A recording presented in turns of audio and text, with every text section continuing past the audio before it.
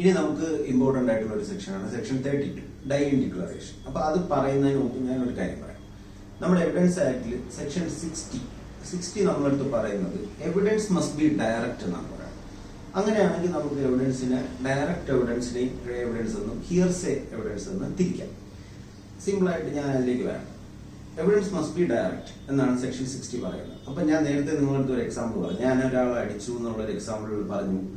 എവിടെന്നോ ആരോ കേട്ടു പറഞ്ഞൊക്കെ ഇയാൾ അറിയുന്നു. എന്നിട്ട് അയാൾ കോടതിയിൽ തെളിവ് തരാൻ വിറ്റ്നസ് ആയിട്ട് വരുന്നു. ആ എവിഡൻസിനെ ഞാൻ എന്താണെന്ന് പറഞ്ഞാൽ ഹിയർസേ എവിഡൻസ് ആണ്. അയാൾ നേരിട്ട് കണ്ടിട്ടോ നേരിട്ട് അറിഞ്ഞിട്ടോ ഇല്ല. അയാൾ ഫിസിക്കലി അല്ലെങ്കിൽ എന്താണ് പറയണത്, അയാളുടെ ചെവിയിൽ കേൾക്കുകയോ കാണുകയോ അങ്ങനെ ഒന്നും അയാൾ ചെയ്തിട്ടില്ല. ഫിസിക്കലി അയാൾ ഇതിനെപ്പറ്റി അറിഞ്ഞിട്ടേ ഇല്ല. ആരോ പറഞ്ഞറിയുക അല്ലെ, അതിനെയൊക്കെയാണ് നമ്മൾ ഹിയർസേ എവിഡൻസ് എന്ന് പറയുന്നത്. അപ്പൊ ഇനി ഡയറക്റ്റ് എവിഡൻസ് എന്ന് പറയുന്നത് എന്താണ്? ഞാൻ കാണുന്നു, ഞാൻ കേൾക്കുന്നു, മനസ്സിലായില്ലേ, എനിക്ക് ഫീൽ ചെയ്യാൻ കഴിയുന്നു എന്നുള്ള കാര്യങ്ങളൊക്കെ ഞാൻ പറഞ്ഞു കഴിഞ്ഞാൽ എന്താണ്? അതെല്ലാം ഡയറക്റ്റ് എവിഡൻസ്. അപ്പൊ സെക്ഷൻ 60 നമ്മളെടുത്ത് പറഞ്ഞ എന്താണ്? എവിഡൻസ് മസ്റ്റ് ബി ഡയറക്റ്റ് എന്നാണ്. അങ്ങനെയാണെങ്കിൽ ഹിയർസേ എവിഡൻസ് നമുക്ക് എടുക്കാൻ പറ്റുമോ? പറ്റില്ല അല്ലെ, ഡയറക്റ്റ് ആയിട്ടുള്ള എവിഡൻസ് അല്ല.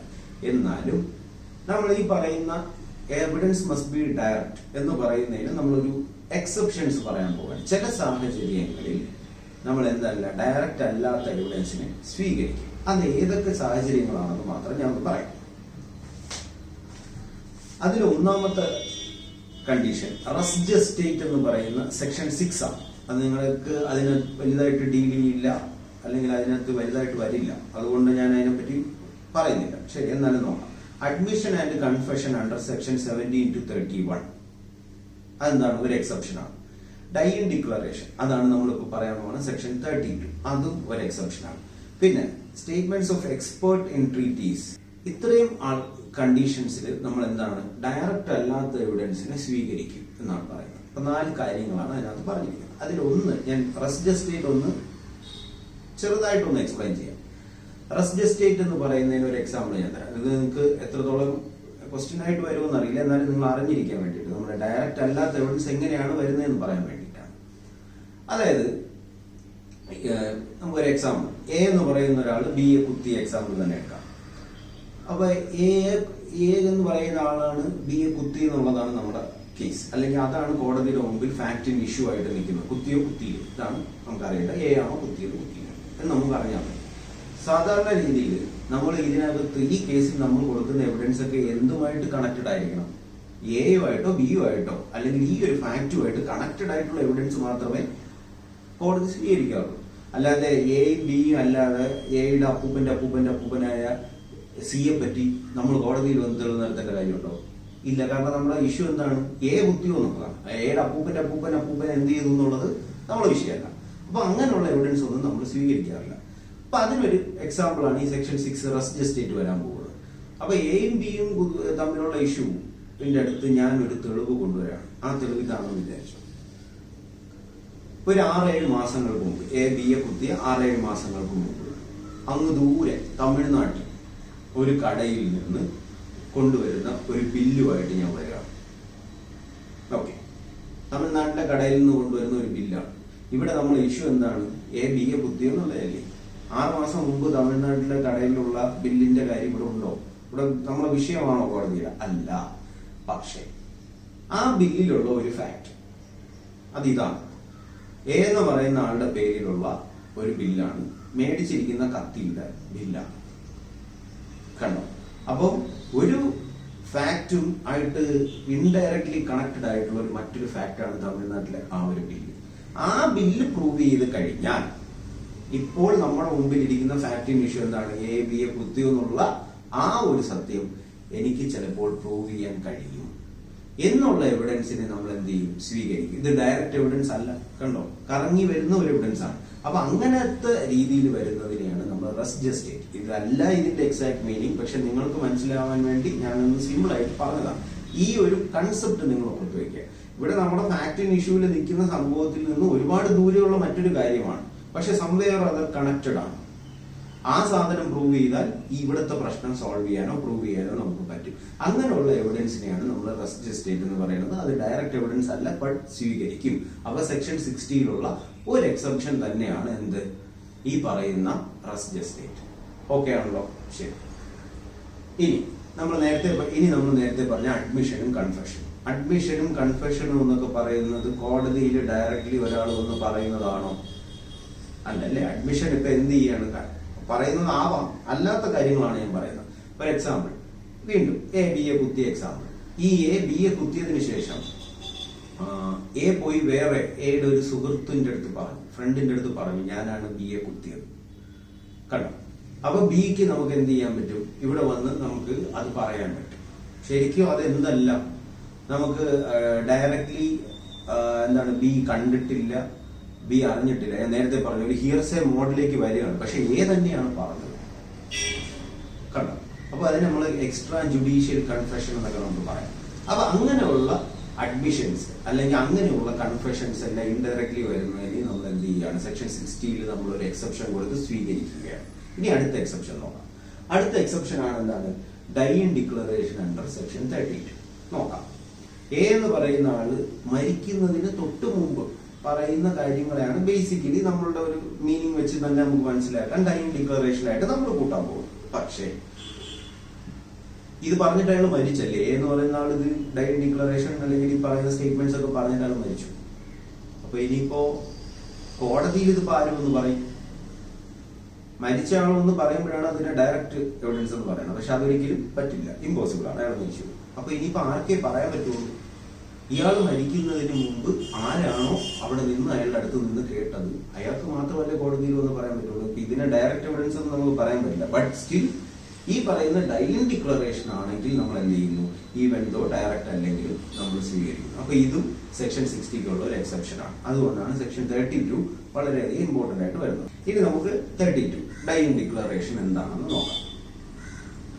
അപ്പോ നമ്മൾ ഈ സിനിമയിലൊക്കെ നമ്മൾ കാണുന്നതെന്ന് വെച്ച് കഴിഞ്ഞാൽ നമ്മൾ ഒരാൾ മരിക്കാൻ പോകുന്നതിന് മുമ്പ് അദ്ദേഹം പല സത്യങ്ങൾ വിളിച്ചു പറയാം. അതായത് അപ്പൂപ്പന്റെ മോന്റെ മോൻ അതായിരുന്നു, മറ്റവൻ ഇങ്ങനെയായിരുന്നു, ഇങ്ങനെയുള്ള കുറെ കഥകൾ അയാൾ ചിലപ്പോൾ മരിക്കുന്നതിന് മുമ്പ് പറഞ്ഞു. ഇതിനെയാണോ നമ്മൾ ഡൈ ഇൻ ഡിക്ലറേഷൻ എന്ന് ഉദ്ദേശിക്കുന്നത് എന്ന് ചോദിച്ചാൽ അല്ല. ഡൈ ഇൻ ഡിക്ലറേഷനിൽ നമ്മൾ മീൻ ചെയ്യുന്നത് അദ്ദേഹത്തിന്റെ മരണവുമായി റിലേറ്റഡ് ആയ ഏത് കാര്യമാണ് അയാൾ മരിക്കുന്നതിന് തൊട്ടു മുമ്പ് പറഞ്ഞത് എന്നുള്ളതാണ് നമ്മുടെ ഡൈ ഇൻ ഡിക്ലറേഷൻ. ആ പറഞ്ഞ കാര്യം എന്തുമായിട്ട് റിലേറ്റഡ് ആയിരിക്കണം? Some way or other connected to അയാളുടെ മരണം, അല്ലെ? അയാൾ മരിക്കുന്നതിനുള്ള ഒരു റീസണുമായിട്ടൊരു ബന്ധമുള്ള കാര്യമായിരിക്കും പറയണം. അല്ലാതെ അങ്ങ് വടക്കേ അറ്റത്തുള്ള അമ്മയുടെ മോൻ ഗൾഫിൽ പോയ കഥ അല്ല. അദ്ദേഹം മരിച്ച അല്ലെങ്കിൽ അദ്ദേഹം മരിച്ചതുമായിട്ട് റിലേറ്റഡ് ആയിട്ടുള്ള അയാളുടെ ഒരു മൊഴി ആയിരിക്കണം അത്. അല്ലാതെ നമ്മൾ ഇതായിട്ട് ഒരു ബന്ധമില്ലാത്ത കാര്യമല്ല. സെക്കൻഡായിട്ട് അദ്ദേഹം പറഞ്ഞതിന് ശേഷം അയാൾ മരിച്ചു പോയിരിക്കണം. അല്ലാതെ മരിക്കും എന്ന് അയാൾക്ക് തോന്നിയപ്പോൾ അയാളെല്ലാം കൂടെ വിളിച്ച് പറഞ്ഞു. അത് കഴിഞ്ഞപ്പം 1 മണിക്കൂർ കഴിഞ്ഞാൽ പുള്ളി ഒരു കുഴപ്പമില്ല. അപ്പൊ അത് നേരത്തെ 1 മണിക്കൂർ മുമ്പ് പറഞ്ഞ ഡൈ ഡിക്ലറേഷൻ ആണോ? അല്ല, കണ്ടോ? അപ്പം ഇങ്ങനെ കുറച്ച് കണ്ടീഷൻസ് ഉണ്ട്. അപ്പൊ നമുക്ക് എന്തൊക്കെയാണ് ഡൈ ഡിക്ലറേഷന്റെ കണ്ടീഷൻസ് എന്ന് നോക്കാം. സെക്ഷൻ 32 വളരെ ഇമ്പോർട്ടന്റ് ആയിട്ടുള്ള ഒരു കേസാണ് ചിന്നമ്മ വേഴ്സസ് സ്റ്റേറ്റ്. അത് നോക്കാം.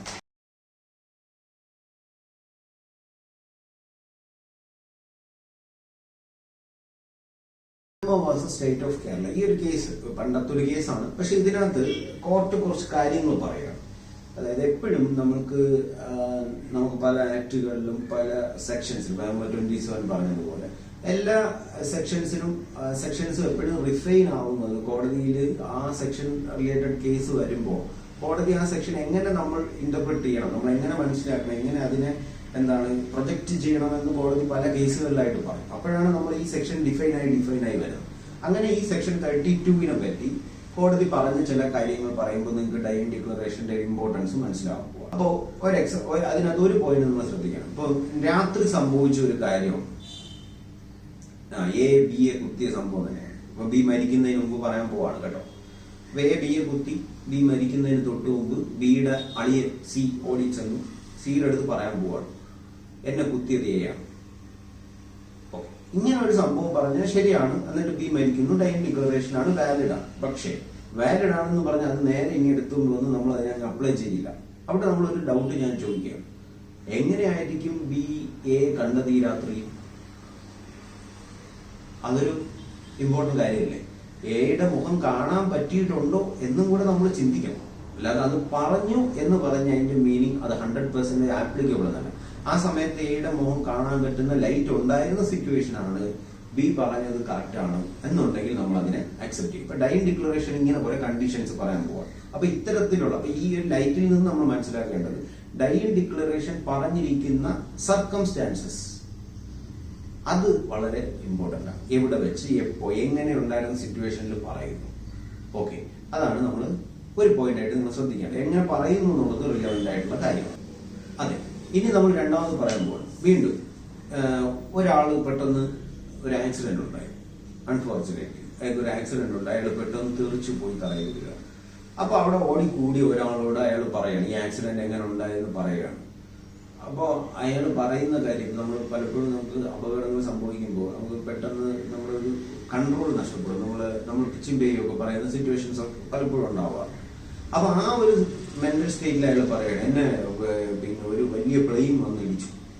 ഇതാണ് അയാളുടെ ഡൈൻ ഡിക്ലറേഷൻ. അയാൾ പോകുന്ന എവിടെ കൂടെയാണ്? നമ്മുടെ വരമ്പിൽ കൂടെ വൈകി പോവാണ്. അപ്പോൾ പ്ലെയിൻ വന്ന് ഇടിക്കുമോ വരമ്പിലൂടെ? ഇല്ല. അപ്പൊ ആ പറയുന്ന ആളുടെ സ്റ്റേറ്റ് ഓഫ് മൈൻഡ്, അയാളുടെ കപ്പാസിറ്റി, അയാൾ പറയുന്നത് സത്യമാണോ, അയാൾക്ക് ആ സമയത്ത് അയാളുടെ റിയൽ മൈൻഡിൽ അല്ലെങ്കിൽ നോർമൽ സ്റ്റേറ്റിൽ നിന്ന് പറഞ്ഞ സ്റ്റേറ്റ്മെന്റ് ആണോ എന്ന് നമ്മൾ നോക്കണം. കണ്ടോ? ഇപ്പൊ ഡൈൻ ഡിക്ലറേഷൻ നേരെ കിട്ടിയ എടുത്ത് അപ്ലൈ ഇല്ല, ഇങ്ങനെയുള്ള കണ്ടീഷൻസ് നോക്കാം. അപ്പൊ രണ്ടാമത്തെ കണ്ടീഷൻ അയാൾ പറഞ്ഞിരിക്കുന്ന സ്റ്റേറ്റ് ഓഫ് മൈൻഡ് പക്കയാണോ എന്ന് നമുക്ക് നോക്കാം. എങ്കിലേ അത് ആപ്ലിക്കബിൾ ആക്കാൻ പറ്റും. പിന്നെ അതേപോലെ തന്നെ ഡൈൻ ഡിക്ലറേഷൻ പറയുന്ന അല്ലെങ്കിൽ ഞാൻ മരിക്കുന്നതിന് മുമ്പ് ഈ പറയുന്ന ഇതേ എക്സാമ്പിൾ ബി ഇങ്ങനെ പറയാം.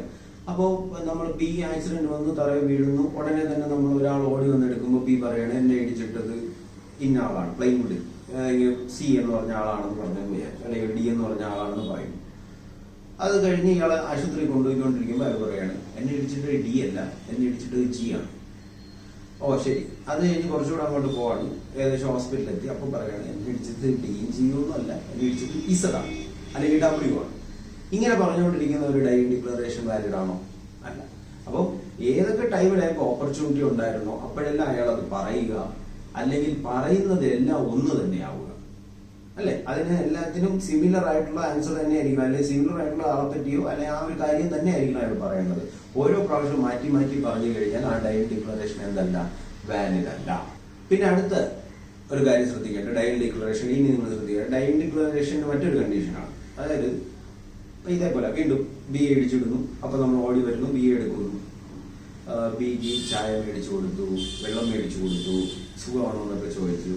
അപ്പോഴൊന്നും ഒരു ഡൈൻ ഡിക്ലറേഷനും പുള്ളി പറയുന്നില്ല. പുള്ളി കൂളായിട്ട് ഇരിക്കുമോ, മരിക്കാൻ പോവാണെന്ന് എന്ന് വിചാരിച്ചു, അതൊന്നും പറയുന്നില്ല. അത് കഴിഞ്ഞിട്ട് നമ്മളൊരു 15 മിനിറ്റ് ആംബുലൻസിൽ ചെല്ലുന്നു. അപ്പൊ അയാളെല്ലാം നോർമൽ സ്റ്റേറ്റിൽ തന്നെ ഉണ്ട്. അപ്പോഴൊന്നും അയാളൊന്നും പറയുന്നില്ല. അതെല്ലാം കഴിഞ്ഞ് ഹോസ്പിറ്റലിൽ എത്തി ഏകദേശം കുറെ കഴിഞ്ഞപ്പോൾ അയാൾ പറയുന്നത് എന്നെ വണ്ടി ഇടിച്ചിട്ടത് ഡബ്ല്യു ആണ്. ഈ ഒരു സ്റ്റേറ്റ്മെന്റ് നമുക്ക് എങ്ങനെ എത്രത്തോളം അത് വിശ്വസിക്കാൻ കഴിയും, അല്ലെ?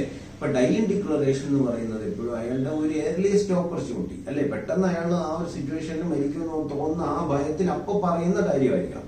അല്ലാതെ മരിക്കുമെന്ന് ഭയം തോന്നി പറഞ്ഞില്ല, വീണ്ടും മരിക്കുമെന്ന് ഭയം തോന്നി പറഞ്ഞില്ല, അതെല്ലാം കഴിഞ്ഞ് ഒരുപാട് സമയം കഴിഞ്ഞിട്ട് അയാൾ പറയുന്നതല്ല നമ്മൾ എന്ത് പറയുന്നത് ഡൈൻ ഡിക്ലറേഷൻ. അയാൾക്ക് എപ്പോഴാണോ മരിക്കുമെന്നുള്ളൊരു ഫിയർ വരുന്ന ആ ഒരു ഫിയറിന് അയാൾ ആ സമയത്ത് സ്പോട്ടിൽ പറയുന്ന കാര്യം, പെട്ടെന്ന് ഫ്രീക്വന്റ് ആയിട്ട് പറയുന്ന കാര്യമാണ് നമ്മൾ എന്താണ് ഡൈൻ ഡിക്ലറേഷൻ ആയിട്ട് എടുക്കുന്നത്. കാരണം നമ്മുടെ കോടതിയുടെ കൺസെപ്റ്റ് എന്താണ്, ഒരു മരിക്കുന്ന ഒരാൾ ഒരിക്കലും കള്ളം പറയില്ല എന്നുള്ളൊരു കൺസെപ്റ്റാണ് നമുക്ക്. അപ്പം അങ്ങനെ ഒരു ഫിയറിൽ അയാൾ പറഞ്ഞതിനെ മാത്രമാണ് നമ്മൾ അക്സെപ്റ്റ് ചെയ്യുന്നത്.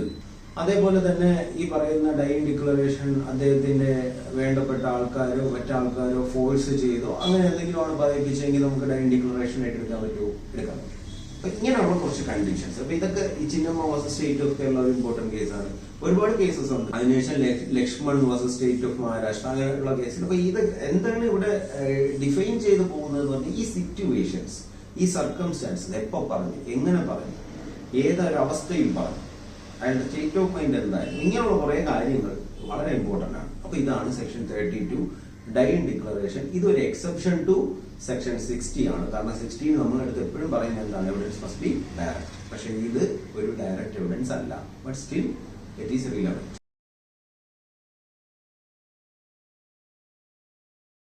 ഈ എവിഡൻസ് ആക്ടിൽ സെക്ഷൻ 45 to 51 അതാണ് ഒപ്പീനിയൻ ഓഫ് എക്സ്പേർട്ട്. അത് ഡീൽ ചെയ്യുന്ന സെക്ഷൻസ് ആണ്. അപ്പോൾ അതായത് എക്സ്പേർട്ടുകളുടെ ഒപ്പീനിയൻ എത്രത്തോളം റിലവന്റ് ആണ് എവിഡൻസ് ആക്ട് അല്ലെങ്കിൽ കോടതിയുടെ മുമ്പിൽ ആ തെളിവുകൾക്ക് എത്രത്തോളം ബലമുണ്ട്, എത്രത്തോളം കൺസിഡറബിൾ ആണ്, നമ്മൾ റിലവന്റ് ആയിട്ട് എടുക്കുന്നതാണ്. ഇതൊക്കെ പറയുന്നത് 45 to 51. അപ്പൊ ഞാൻ നേരത്തെ പറഞ്ഞു എക്സ്പേർട്ടിന്റെ ഒപ്പീനിയൻ ഒരു തരത്തിൽ പറഞ്ഞാൽ it is not a direct evidence അല്ലേ. അത് നമ്മൾ അയാളെ കണ്ടിട്ടോ കേട്ടിട്ടോ ഒന്നുമല്ല. അയാൾ എന്തോ ഒരു മെറ്റീരിയൽ സാമ്പിൾ കിട്ടി, അതിൽ നിന്ന് അയാളുടെ എക്സ്പേർട്ട് വെച്ചിട്ട് അയാൾ പറയുന്നത്. ഡോക്ടർ ആണെങ്കിൽ മരണത്തിന് ശേഷം ആ ബോഡി വെച്ചിട്ട് പറയുന്നു. അങ്ങനെ ഒരുപാട് കാര്യങ്ങളാണ് അല്ലെ, ഒന്നും ഡയറക്റ്റ് അല്ല. ബട്ട് സ്റ്റിൽ അതെന്താണ് റിലവന്റ് ആണെന്ന് നമ്മൾ നേരത്തെ പറഞ്ഞു. അപ്പോ ഈ പറയുന്ന എക്സ്പേർട്ടിന്റെ ഒപ്പീനിയൻസിനെയാണ് നമ്മൾ ഈ 45 to 51 പറയാൻ പോകുന്നത്.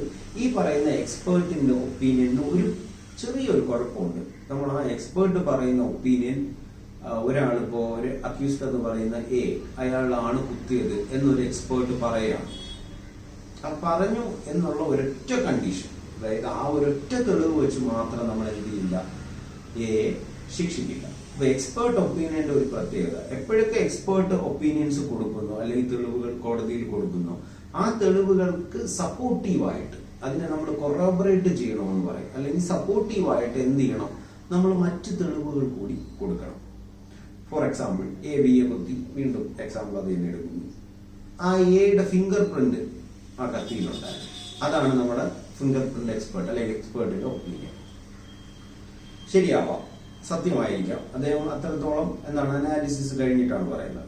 പക്ഷെ ഇതുകൊണ്ട് മാത്രം നമുക്ക് എന്ത് ചെയ്യാൻ പറ്റില്ല, ശിക്ഷിക്കാൻ പറ്റില്ല. കാരണം പല കാരണങ്ങൾ കൊണ്ട് എയുടെ ഫിംഗർ പ്രിന്റ് ആ കത്തിയിൽ വരാം അല്ലെ. പക്ഷെ ഫിംഗർ പ്രിന്റ് വരുന്നു, അതിനോടൊപ്പം തന്നെ മറ്റൊരാൾ കുത്തുന്നത് കാണുന്നുമുണ്ട്. തന്നെ കത്തി വാങ്ങിച്ചതായിട്ടും പ്രൂവ് ആവുന്നു. കത്തിയും കൊണ്ട് അങ്ങോട്ട് പോകുന്നത് കണ്ടവരുണ്ട്, ആ നിലവിളി കേട്ടവരുണ്ട്, ആ സൗണ്ട് കേട്ട് ഓടി വന്നവരുണ്ട്, അപ്പൊ എയും ബിയും ഒരുമിച്ച് നിൽക്കുന്നതും കണ്ടവരുണ്ട്. ഇങ്ങനെ കുറെ സപ്പോർട്ടീവ് എവിഡൻസ് ഉണ്ട്. അതിന്റെ കൂടെ ഈ പറയുന്ന ഫിംഗർ പ്രിന്റ് എക്സ്പേർട്ടിന്റെ തെളിവുകളും കൂടെ ഉണ്ടെങ്കിൽ എന്താണ്, ഇയാൾ പറഞ്ഞ ഈ എക്സ്പേർട്ട് കൊണ്ടുവന്ന ഈ ഒരു തെളിവ് നമ്മൾ എന്തായിട്ട് കാണും, റിലവന്റ് ആയിട്ട് കാണും. അപ്പൊ ഇതാണ് എക്സ്പേർട്ട് ഒപ്പീനിയന്റെ ഒരു കേസ് വരുമ്പോൾ നമ്മൾ ശ്രദ്ധിക്കേണ്ടത്. അത് മാത്രം പോരാ, ഓൾവേസ് എന്ത് ചെയ്യണം, നമ്മൾ കൊറോബറേറ്റ് ചെയ്യണമെന്ന് പറയാം, അല്ലെങ്കിൽ സപ്പോർട്ടീവ് ആയിട്ടുള്ള മറ്റ് എവിഡൻസും കൂടെ കൊടുക്കുമ്പോഴാണ് എപ്പോഴും എക്സ്പേർട്ട് ഒപ്പീനിയന് അതിന്റെ ഒരു ഫുൾ വാല്യൂയിലേക്ക് എത്തുന്നത്. ഇതാണ് സെക്ഷൻ 45.